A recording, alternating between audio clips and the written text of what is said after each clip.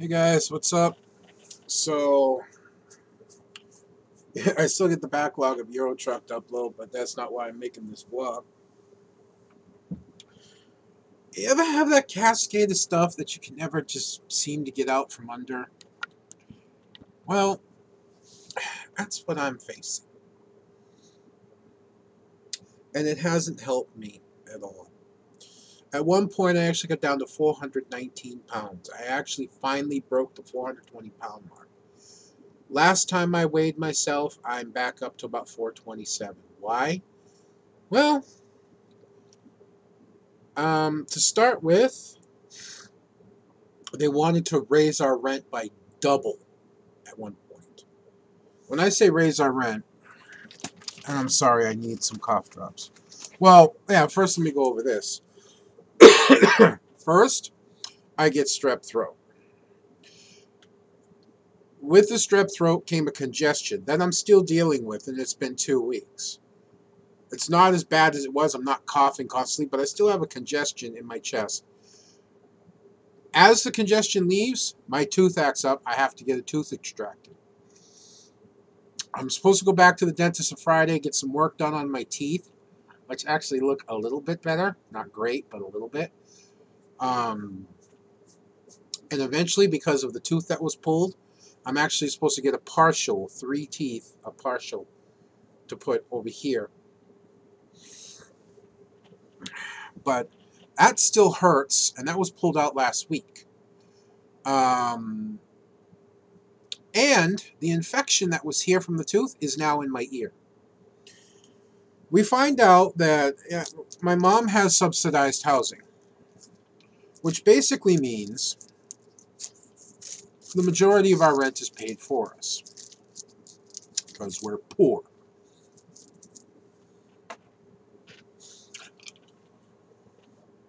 Well, my mother gets a letter because the person that does our housing sees all these deposits that I put personally onto my Bluebird card. It says, "You've got all this extra money. That's incomes." No, it's not. The money that's showing on the card was money from my mother that she gives me. Money from my mother that she gives me to pay her share of the bills. And her share of the bills come between about 400. I said up to 600. The 600 is usually very rare. It's usually 400 to 500 a month is what my mother's share of her bills are to me. It includes rent, cell phone, cable, honestly, any other miscellaneous stuff. That's her share of the stuff. The other stuff that came on to that is my dad sends me money to help pay for repairs that I can't afford on my Envoy. More on that later. I've had nothing really major happen, but he's helped ease the burden a bit. I've had nothing major happen up until now. More on that later. He's helped ease the burden on that. Well, when she saw that, they wanted to double our rent from $485 to $860 something. So nearly double. Not quite double. There's no way we would have afforded that. I had to call her and argue with her about this. I had to get a registered letter, a certified letter from my father, certified letter from my mother, and I even sent a certified letter breaking down the expenses, breaking down the deposits, rather, to prevent that from happening. But our rent still went up, supposedly because the landlord raised the rent $64. My mother and I now have to pay $160 extra every month. So it's gone up almost $200 rather than $400. It's a partial victory. It's something we can still afford, but it's going to be tight. There are things we're looking into, which also include making me officially my mother's personal care attendant. The drawback behind that, though, is if we make me my mother's official personal care attendant, then if something happens to my mother, her housing will not go to me. I will lose where I'm living, and because my sole source of income at that point will most likely be just the money I get for taking care of my mother, that's going to go away.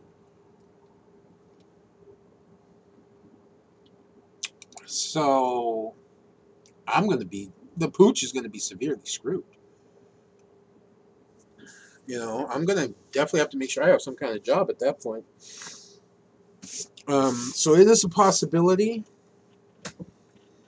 We're really not 100% sure what's going to happen right now. One thing I know that's most likely going to happen really soon is my Social Security is either going to get... No, I was going to say it's going to get reduced. No, I'm going to most likely lose it. I just filed my taxes. They're going to know soon that I've been making money. And I'm just going to tell them I thought they were notified. They're not going to like it. They're probably going to come down on me for it. Whatever. I'm just going to say you were supposed to have been notified. And I didn't hear anything back, so I thought everything was fine. I didn't understand it, but nor did I question it. And I'm going to say that was my mistake. I should have questioned it because I should have known something should have changed. So I'm trying to stem that off. I'm going to most likely look for an actual job. Something like just a very part-time 20, maybe 25 hours pizza delivery for something like Domino's. Something very basic, very simple. However, until then, I'm trying to get something where I can make some money to help pad a little bit. And I am doing Uber and Lyft. I've done one day since I've registered with them. And that day turned out really well. I actually made $140 almost, which worked out for the time that I worked, 16 hours. But it's a juggle. It's a hard juggle.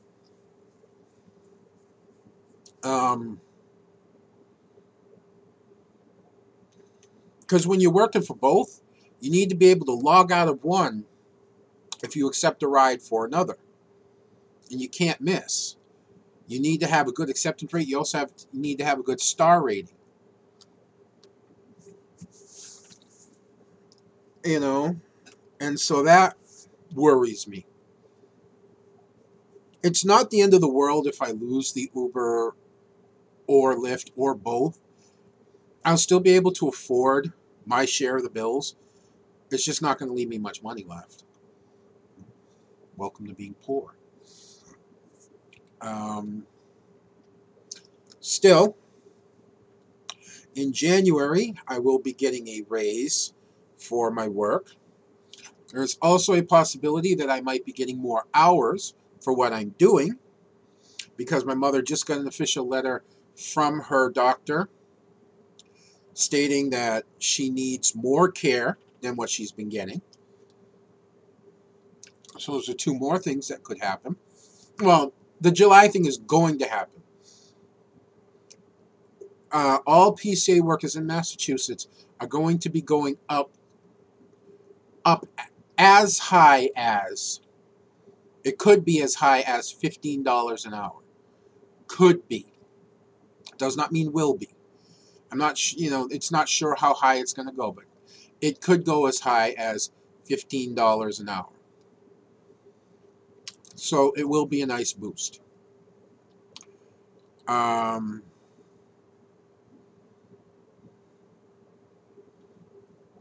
But that happened.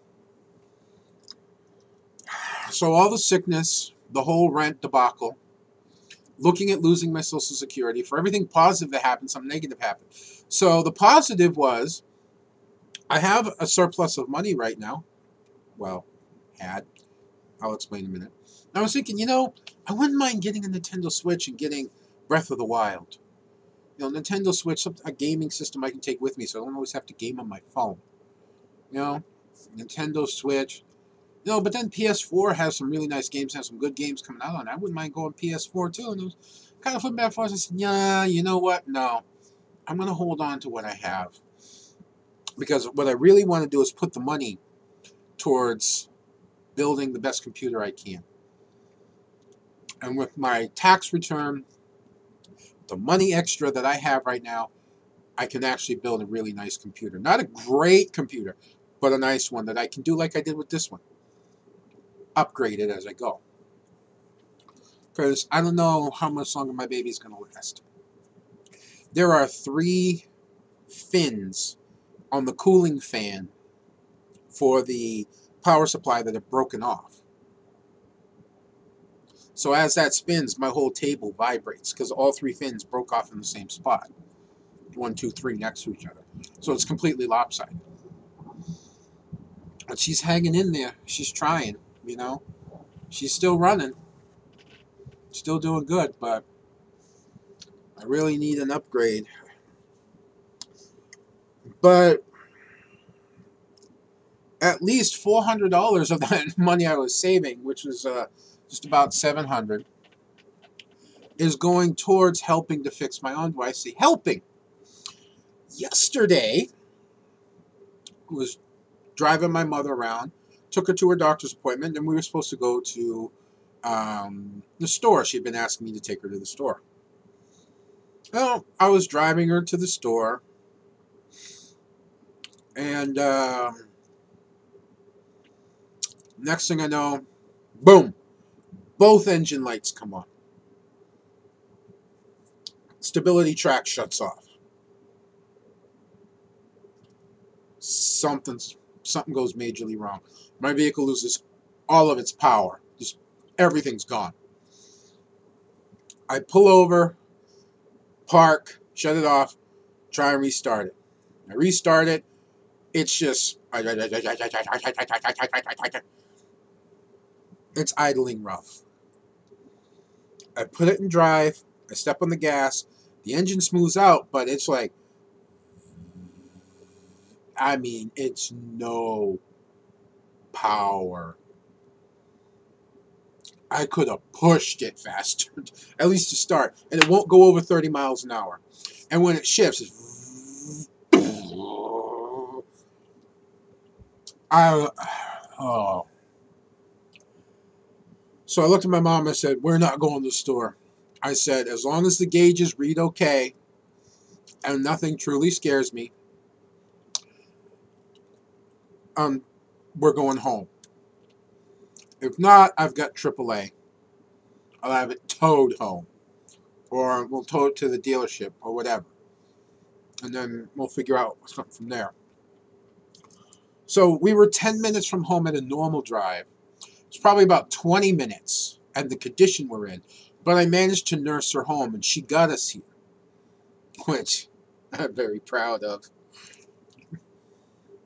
So I woke up this morning about 5 o'clock, got ready. About 6 o'clock, yeah, around 6 o'clock, a little after 6, I called AAA, called for a tow. Get it towed to the dealership, and they pull it in. I would say about 2 hours later, they come to me.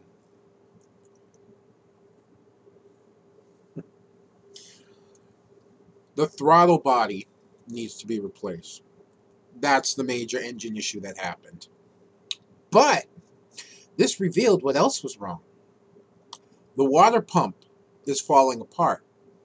It needs to be replaced. The steering wheel sensor needs to be replaced. And it needs all new spark plugs, wire, and distributor.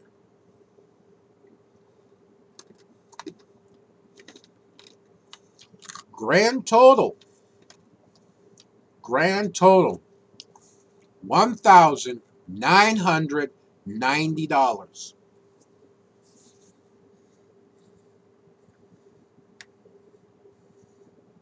$2,000. $2,000. I'm going to keep something in mind. This vehicle is worth 2.5 grand. Kelly Blue Book. The condition it's in. It's worth about 2.5 grand. I'm putting 80, 85, 90% of its value in repairs in one shot. And I'm not doing it myself. My dad, I actually went looking into getting another vehicle. I went to a Kia dealership. They had this really nice 2015 Scion XB. All I need to do is put $1,000 down. My dad co-signed with me. I tell the financial company to take my Envoy. I know it's going to hurt my credit, but the flip side is I get a vehicle that's 3 years old versus 10. I get a vehicle with less than 50,000 miles on it versus one that has 152,000 miles on it. And I have the peace of mind. Plus, I get one that's much more fuel efficient versus the monster I'm in. Plus, it's a Scion. And I love my other Scion. And this is an upgraded version of that Scion. You know, so... But my dad was like, I'm worried about it. These dealers, they're in it for money. All they want to do is sell a car, yada, yada, blah, blah, blah. And I sat down and I told him, Dad, what I'm worried about is the day that I sat there in the snow with a flat tire, and I sat there for 6 hours, 7 hours, and maybe even 8 hours, waiting for a tow truck.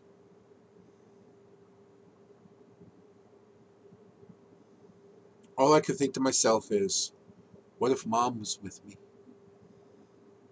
Yeah, we were warm. My vehicle could run the heat. But being stuck in that vehicle for that long with her, now it wouldn't bother me, but she wouldn't do well. She'd be in a tremendous amount of pain. And without her medication, it would be even worse. And she'd probably start having body spasms. And this is why I got AAA. Because at the very least, I can get home.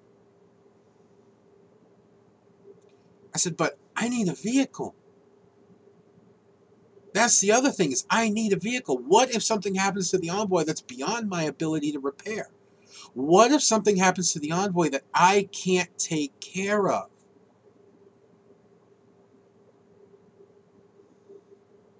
What do I do? How do I handle that?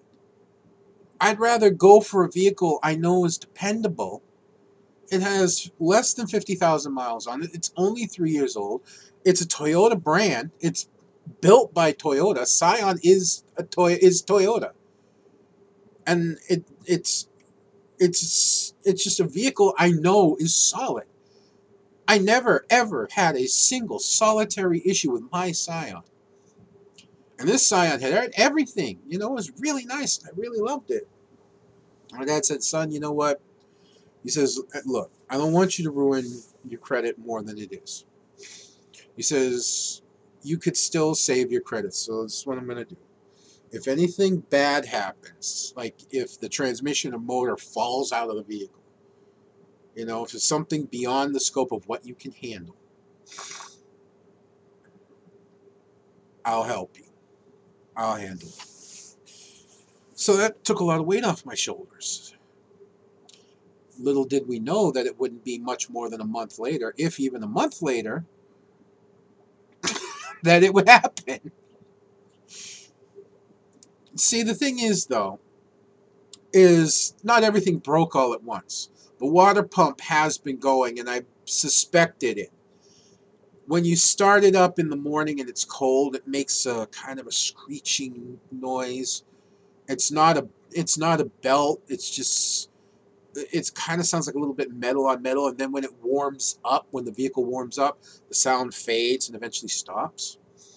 I looked this up online, phone, and it's not one that I answer. Not even sure where it is.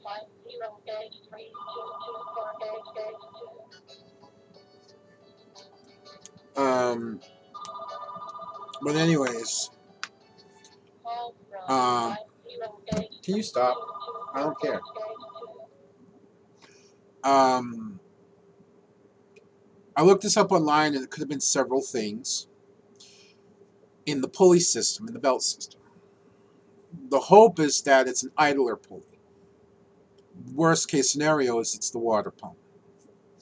And for me, it was worst case scenario. The water pump is gone. The steering wheel sensor we've actually come across before. I have had problems with the stability track. I'll start the vehicle and the stability track will come on. The light will come on that it's off, and I have to shut it off and restart the vehicle, and it would fix itself. It would go away. Sometimes while I was driving, it would come on, and all right, whatever. I just find a place, pull over, shut it off, restart it, drive, and it'd be fine. But the steering wheel sensor was going, and the spark plugs were revealed in this. Apparently, from what they can tell of the history of the vehicle, I don't know how much history they can see of it, but by looking at the spark plugs have never been replaced. And you're supposed to replace the spark plugs at 100,000 miles, I guess. And it's got over 150,000 miles.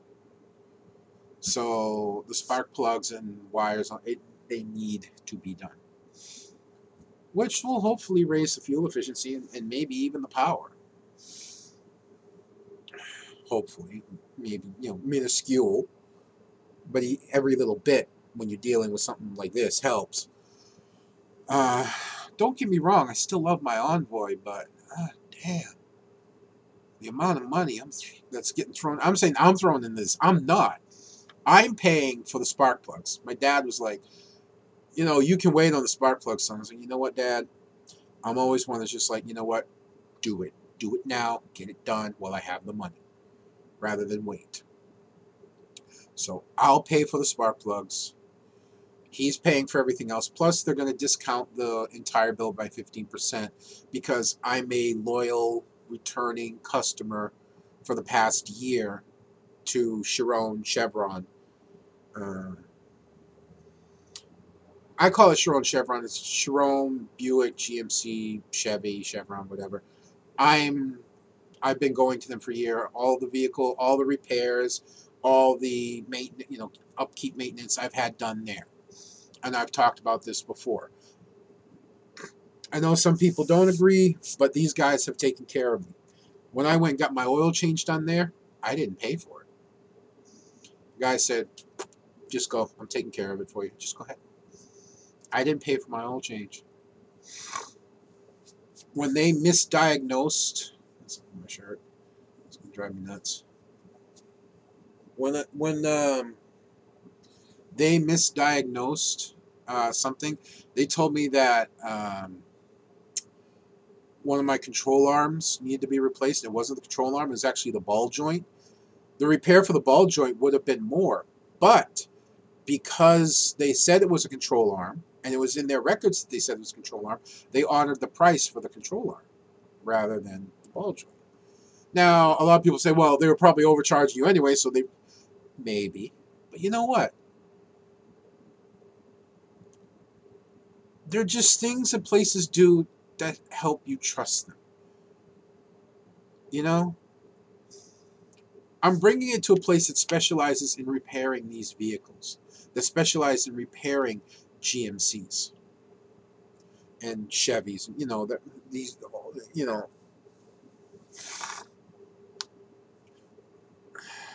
And it's like I said, with these guys, there is the satisfaction in the knowing that if the repair is not done right, I can go back to them and they'll fix it and will not charge me to fix it, where a lot of mechanics won't do that. I've run into that issue where mechanics screwed up a repair and tried to blame it on me. It's like, no, you installed it wrong. Okay? I am to cars like I am to computers.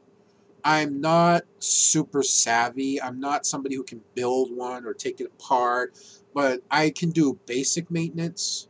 I can do an oil change. I can do other stuff if I wanted to. I choose not to because vehicles have become very computerized. They're basically rolling computers. you know. But give me an old car. Give me a car that's all mechanical. I can do some more stuff on it. I can't like replace a carburetor, but I can do a tune-up.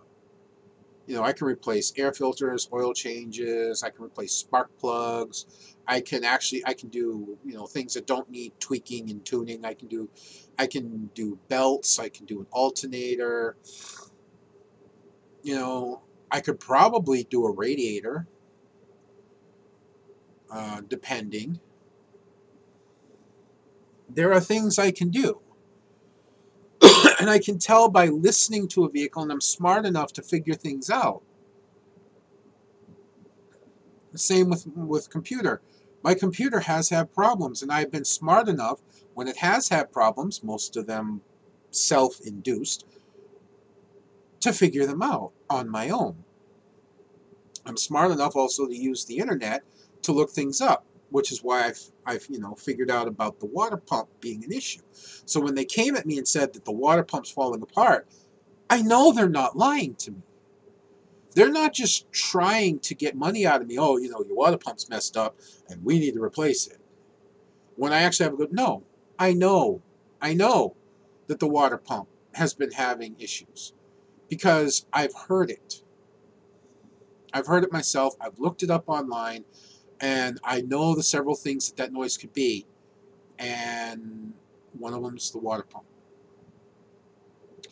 And I've gone and I've looked, and I guarantee that when I get this vehicle back, I'll go out when it's cold, start it up, and I won't hear that noise anymore.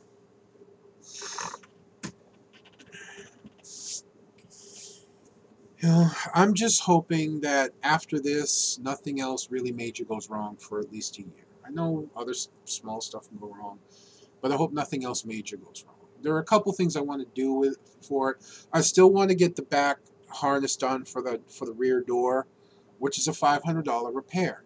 I still want to get the reverse light harness replaced, which is $215. And a lot of people say, "Oh, that's a lot of money." Yeah, it is, and maybe I could get it cheaper somewhere else, but I'd rather let the dealership do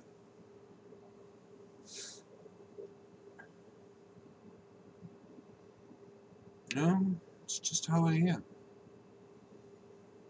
I wish I could have an older car and drive for Uber.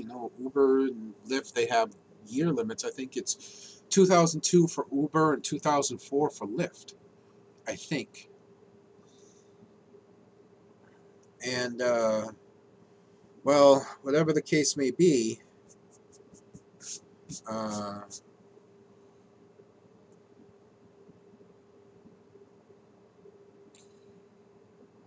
I'd much rather get out there and drive a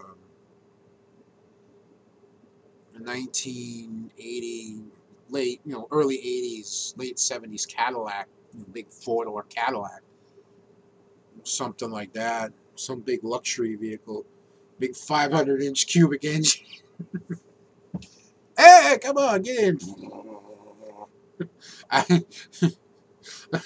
We ordered an Uber XL. What do you think I am? I'm a four-door Cadillac.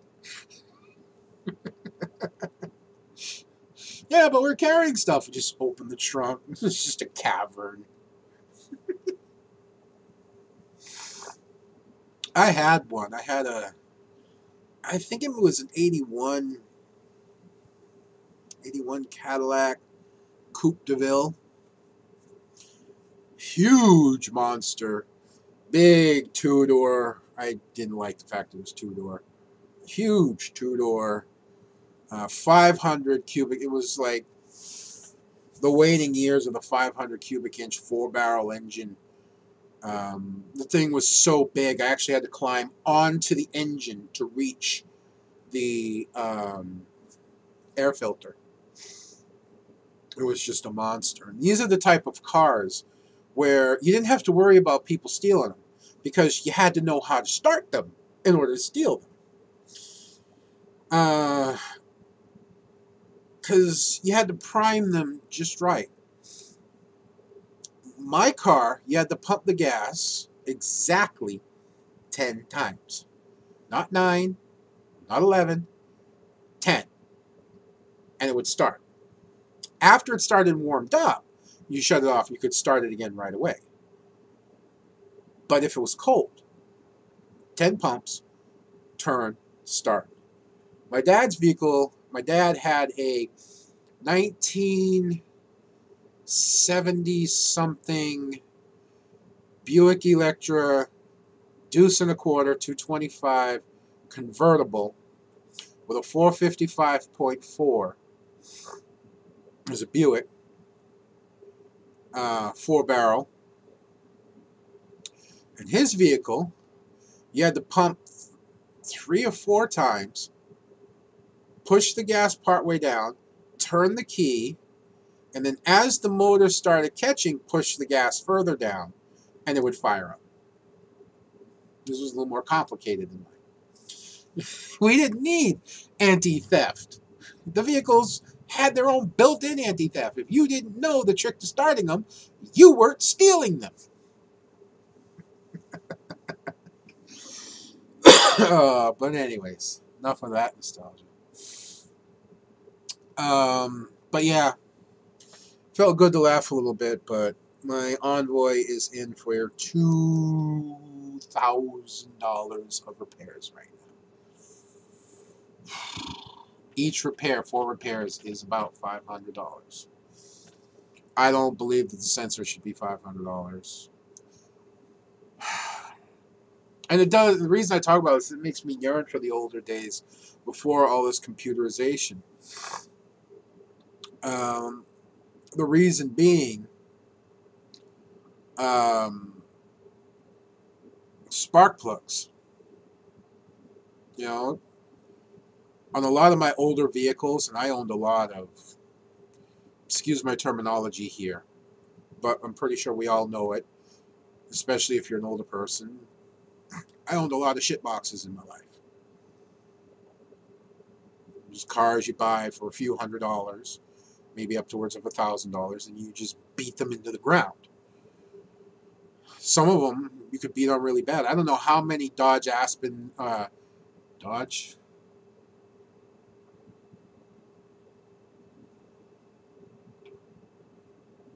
Yeah, Dodge Aspen and Chrysler Velaris. They're the slant 6 engines I owned. And each one of those, the body gave out before the engine died, except for one. I actually managed to kill one slant 6 engine, which is an impressive feat if anyone knows the Leaning Tower of Power, which they weren't. But they were virtually bulletproof. It was almost impossible to kill a slant 6. I say almost because I proved you could actually do it.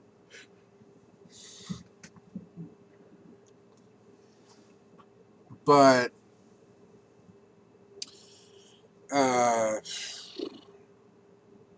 you know, if your car was running rough and you needed to tune up, like I said, I could do it myself. I changed the air filter, jack it up, change the oil, get the distributor, get the rotor.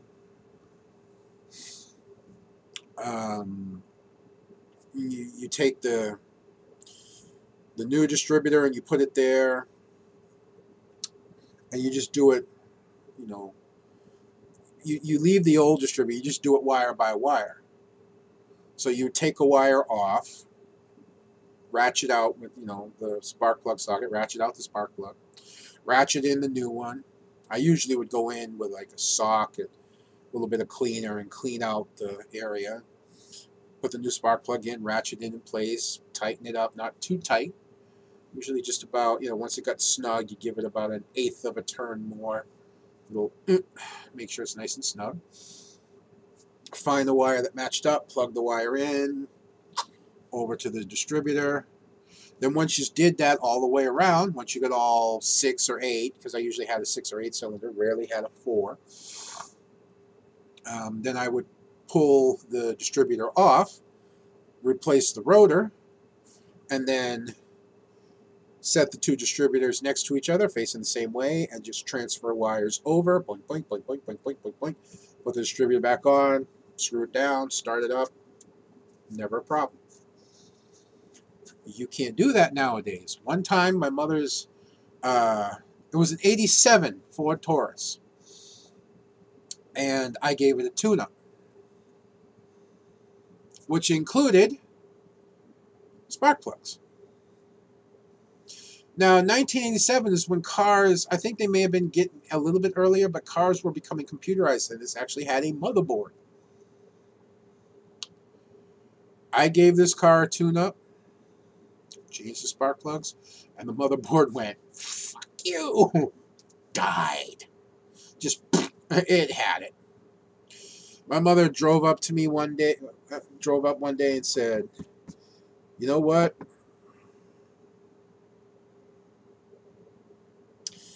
I just went through a tank of gas. It's blowing black smoke out the back. I've barely driven, and I took it to a mechanic, and the motherboard had died. They had to put a new motherboard on it, which even then was only $200. $200 for a new motherboard to be put on. Nowadays, it's costing $400, $500.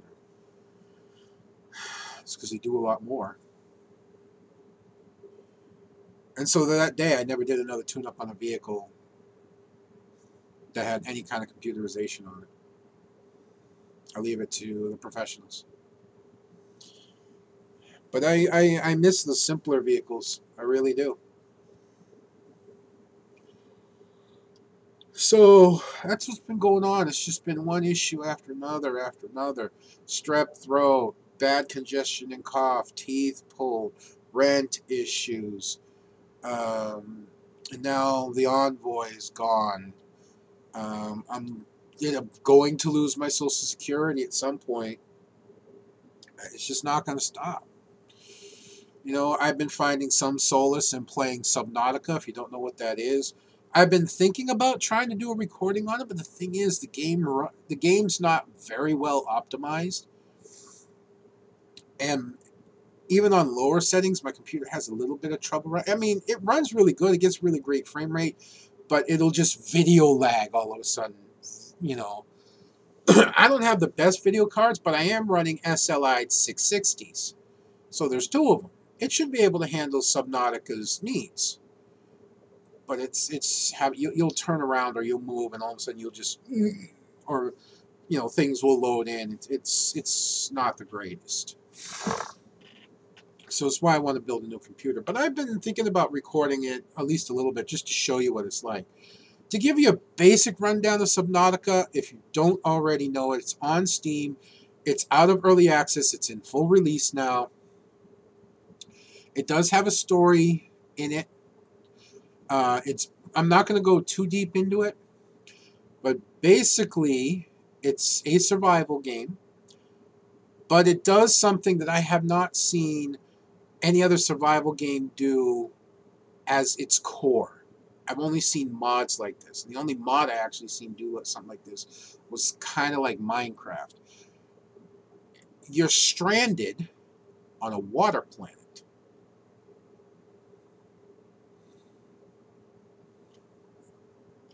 You're on a life pod.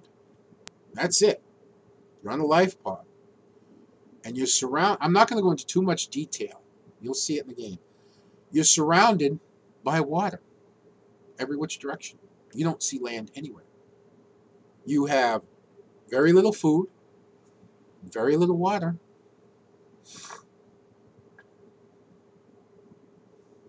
and you need to survive from there. There's nothing that holds your hand and tells you what to do. It took me a while to figure out how to get food and water. It really did in the beginning.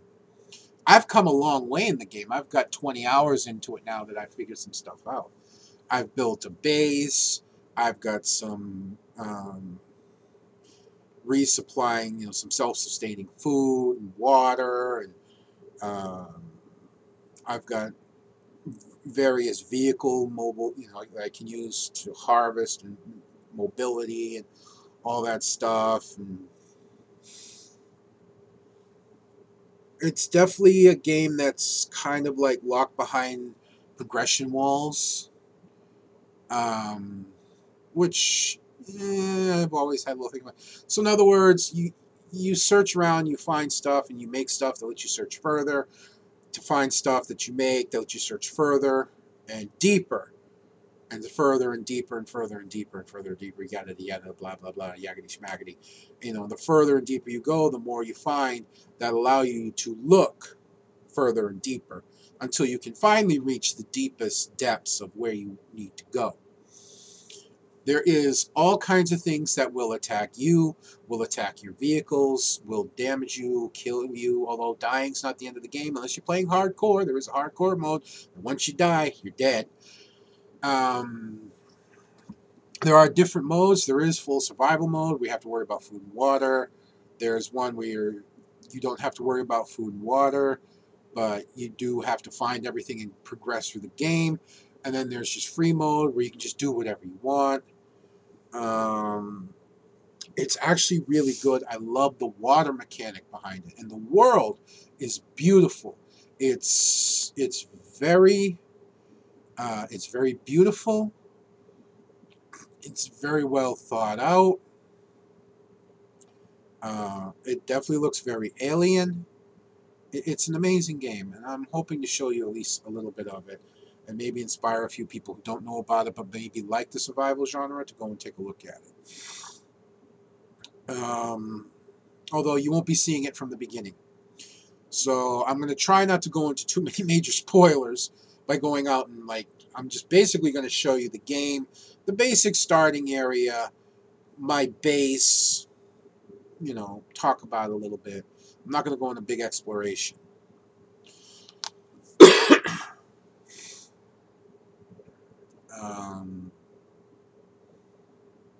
But be that as it may, that's my game where I find solace right now, is in that. And sometimes I'll just go into that game and I'll sit down in one of my rooms that I built recently, and I'll just look out into the depths. As I'm in an area where there's not a lot of fish to watch. I just look out to the depths and I'll just listen to what they call the reef backs, which are basically, they sound like the whales, only much deeper. I'll just listen to them, and I'll just listen to any other sounds of the ocean. It can be so relaxing. I mean, I don't know if it supports VR, but if it does, really. Now who's calling?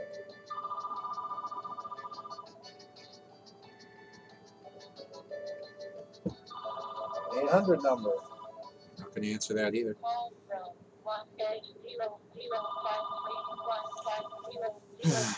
If it's an 800 number, it's an ad thing. I really don't give a shit. But yeah, it's like my stress levels are doing this right now. They really fucking are. But that's what's been going on with me, man. And the biggest hit I've had is the $2,000. And I hated calling my father and telling him, but I also kind of laughed about it, because if my dad had just co-signed to let me get the Scion, the Scion would be in my yard right now, registered and insured, and he wouldn't be putting out $1,300 to repair the Envoy. And I've never missed a car payment. As long as the car payment was low and the Scion was $11,000. This, with everything in it, was like $10,000. So the interest rates and all that, and it would have been a longer term deal. It probably would have been 5 years or something. So payments probably would have been about the same, close to it. So yeah, I almost want to say, should have let me get the Scion, Dad, but I didn't. Obviously, my dad's doing me a great favor again, bailing me out of some serious trouble. This is what happened when I let necessity take over. As much as I love the Envoy, I bought it out of necessity. I bought it because I needed a vehicle. And I wanted a bigger SUV or truck. I didn't want something small.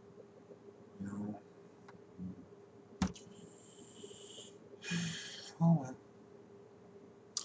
Anyways, I'm going to wrap this up here. I got to use the bathroom, and I got to call my dentist because they haven't called me, and I need to let them know what's going on. It's been snowing out on and off, and I'm checking because that could cause an issue for tomorrow in getting my vehicle. I hope not, but it could. Anyways, folks, this is One Big Bugga. I'll see you next time.